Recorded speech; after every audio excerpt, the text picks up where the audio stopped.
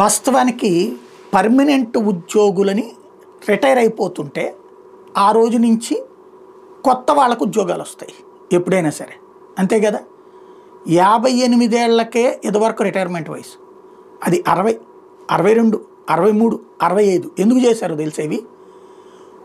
వీళ్ళు రిటైర్ అయిపోయే టైంకి జీతం భారీ జీతాలే ఉంటాయి, దాంట్లో సగం పెన్షన్ కింద ఇవ్వాలి, ప్లస్ గ్రాట్యుటీ ఈ సొమ్ము టోటల్గా బల్క్గా ఇచ్చేది ఇవన్నీ కోట్లలో ఇవ్వాలి.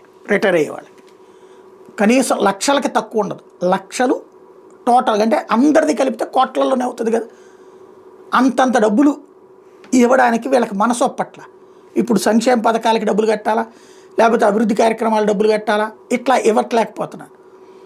ముందు వీళ్ళది అట్లా ఎక్స్టెండ్ చేస్తూ ఉంటే పోతుంది అన్నటువంటి కోణంలో ఇప్పుడు 65 ఏళ్ళు చేశారు యూనివర్సిటీల్లో పర్మనెంట్ లెక్చరర్లకి.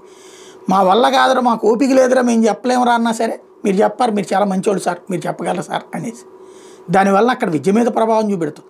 వాస్తవంగా యూనివర్సిటీల్లో వాళ్ళంటే ఎంత ఎక్కువ కాలం చెప్పినా చెప్పగలరు, కానీ ఇవాళ కాలమాన పరిస్థితులకు అనుగుణంగా ఉంటుందా?